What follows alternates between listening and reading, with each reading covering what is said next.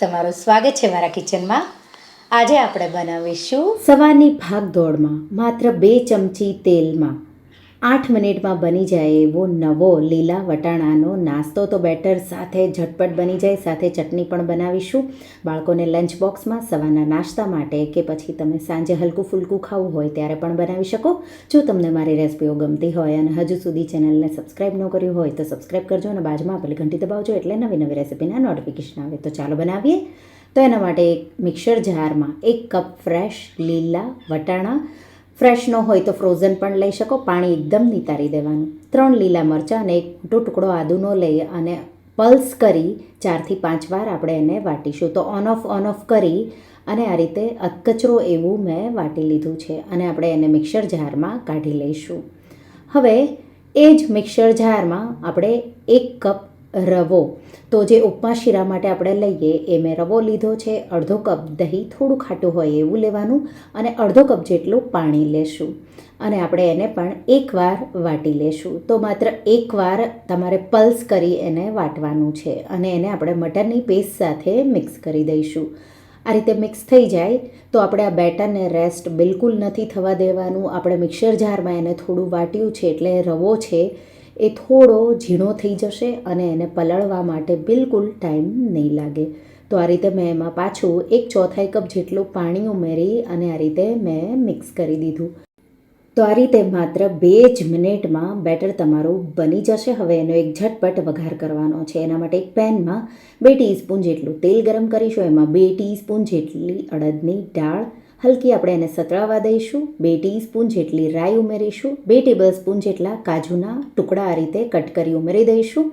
હલકું બધું સતળાય એટલે અડધી ટીસ્પૂન જેટલી હિંગ અને 10થી 12 મીઠા લીમડાના પાન, તો તમારે એને થોડા હાથેથી ચોપ કરીને ઉમેરવાના. તો હવે ગેસની આંચ બંધ કરી વઘારને સાઈડમાં મૂકીશું. બેટર જે આપણે રેસ્ટ કરવા મૂક્યું હતું એને લગભગ 1થી 2 મિનિટ જેવું થયું. બેટર થોડું ફૂલી ગયું.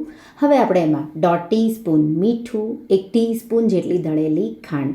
લીલા વટાણામાં નેચરલી મીઠાશ હોય તો ખાંડ ન ઉમેરવી હોય તો પણ ચાલે, પણ જો દહીં ખાટું હોય તો થોડી તમારે ઉમેરવાની. મિક્સ મેં કરી દીધું સારી રીતે અને હવે જે વઘાર છે એ આપણે ઉમેરી દઈશું. મિક્સ કરી દઈશું એકદમ સારી રીતે અને આ વઘારથી જ આ રેસિપીનો ટેસ્ટ બહુ સારો એવો આવશે. તો તમારે આ વઘાર કરવો ખૂબ જ જરૂરી છે.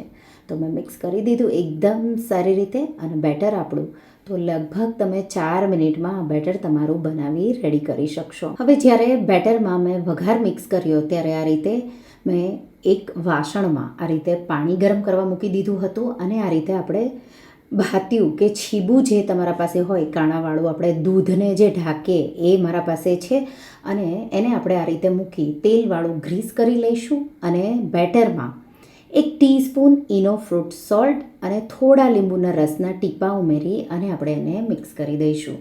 તો તમારે પહેલાં પાણી ગરમ કરવા મૂકી દેવાનું અને તેલથી ગ્રીસ કરી દેવાનું આ રીતે અને એક ઢાંકણ પણ તમારે એનું રેડી કરી લેવાનું. તો આ રીતે હવે બેટર આપણું તૈયાર છે.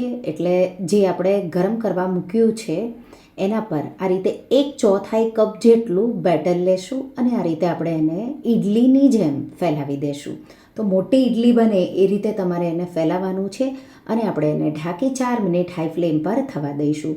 હવે જો તમારે એ રીતે તમને લાગે કે બહુ ટાઈમ લાગતો હોય તો આ રીતે તમારી પાસે પ્લેટ નાની હોય એને તેલવાળી ગ્રીસ કરી એમાં પણ તમારે 1/4 કપ જેટલું આ બેટર ઉમેરી દેવાનું અને ઇડલીનું જે કુકર હોય એમાં તમે આ રીતે જે આપણે પાત્રાની પ્લેટ કાણાવાળી હોય એમાં તમારે એ 3 પ્લેટ મૂકી અને હાઈ ફ્લેમ પર અહીંયા તમારે 10 મિનિટ જેવું સ્ટીમ કરવાનું છે. તો જે પહેલું છે એ માત્ર 4 મિનિટમાં જ આ રીતે રેડી થઈ જશે, પણ એકસાથે વધારે લેશો તો એને 10 મિનિટ જેવું લાગશે. તો 4 મિનિટ પછી આ રીતે તમે જોઈ શકો છો ગેસની ફ્લેમ એકદમ સ્લો કરી દઈશું. હલકું તમને જો લાગે કે આ નાસ્તો તૂટે છે તો ગેસની આંચ બંધ કરી હલકું ઠંડુ થવા દેવાનું અને આ રીતે તમારે એને કાઢી લેવાનું. તો એકદમ સોફ્ટ એવું આ રીતે તમારી લીલા વટાણાની ઇડલી કે લીલા વટાણાનો નાસ્તો બનીને તૈયાર છે. એ જ રીતે પાછું આપણે એકવાર તેલથી ગ્રીસ કરી લઈશું અને જે બેટર બનાવ્યું છે એમાંથી 1/4 કપ જેટલું બેટર ઉમેરી આ રીતે થોડું ફેલાવી દેવાનું. તમારી પાસે જો આ ઓપ્શન ન હોય તો ઇડલીનું જે કુકર હોય એમાં નાની નાની ઇડલી પણ બનાવી શકો. 4 મિનિટ પછી તૈયાર છે. હલકો આપણે એને ઉતારી 1 મિનિટ જેવું કે અડધી મિનિટ જેવું આપણે એને ઠંડુ થવા દેવાનું અને આ રીતે કાઢી લઈશું. ઢોકળિયાવાળી ઇડલી પણ છે એ થઈ ગઈ છે. આ રીતે નાઇફથી ચેક કરો, બેટર ન આવે એટલે તૈયાર. ઠંડી થાય એટલે આપણે એને ડીમોલ્ડ કરી લઈશું. અને એ જ રીતે બીજું પણ મેં અહીંયા રેડી કરી લીધું છે. હવે સાથે ચટપટી એવી ટમેટાની ચટણી બનાવી લઈશું. એના માટે એક પેનમાં 2 ટીસ્પૂન તેલ, 4 લસણની કળીઓ હલકી સાતળી લઈશું અને 4 ટમેટાં મેં આ રીતે મોટા મોટા એના ટુકડા કરી લીધા છે એ ઉમેરી દઈશું. સાથે સૂકા 4 લાલ મરચાં, હવે મોળા કે તીખા તમારે ચટણી કેવી બનાવી છે એ રીતે તમારે ઉમેરવાના. સાથે 2 નાના ટુકડા આંબલીના મિક્સ કરી અને આપણે એને 3 થી 4 મિનિટ એટલે કે ટમેટાં સોફ્ટ થાય ત્યાં સુધી થવા દેવાનું છે. સાથે આપણે 1/4 ટીસ્પૂન જેટલું કે પછી સ્વાદ પ્રમાણે મીઠું ઉમેરી દઈશું એટલે ટમેટાં છે એ જલ્દીથી સોફ્ટ થઈ જશે. તો અહીંયા તમારે આ જ ચટણી બનાવવી એ જરૂરી નથી, પણ તમે જો ફ્રેશ નાળિયેરની ચટણી કે પછી શીંગ ડાળિયાની ચટણી કે ફુદીના ધાણાની ચટણી સાથે પણ સર્વ કરી શકો છો. તો આ ચટણી વધારે સારી લાગે એટલા માટે મેં આ બનાવી છે. આ રીતે ટમેટાને સોફ્ટ થતાં લગભગ 4 મિનિટ જેવું થાય એટલે 2 ટીસ્પૂન જેટલો ગોળ, ખટાશ જેટલી હોય એ બેલેન્સ કરવા માટે થોડો ગોળ ઉમેરવાની કે પછી ખાંડ પણ ઉમેરી શકો. અને હવે આ મિશ્રણને આપણે હલકું ઠંડુ થવા દઈ મિક્સર જારમાં ટ્રાન્સફર કરી પલ્સ કરી 3 થી 4 વાર વાટી લઈશું. અને પછી આપણે એમાં થોડા લીલા ધાણા, તો ફ્રેશ એવો ટેસ્ટ આપશે ચટણીને, એ ઉમેરી પાછું એકવાર આપણે એને પલ્સ કરી લઈશું એટલે ટમેટાની ચટણી બનીને તૈયાર થઈ ગઈ. આ ચટણી તમે એકવાર બનાવી 2 થી 3 દિવસ સુધી સ્ટોર રેફ્રિજરેટરમાં કરી શકો. બહુ ટેસ્ટી એવી આ ચટણી લાગે છે. અને સાથે બનાવેલો વટાણાનો નાસ્તો ગરમા ગરમ સર્વ કરીશું. તો બાળકોને લંચ બોક્સમાં આપશો તો પણ આ સોફ્ટ એવો રહેશે.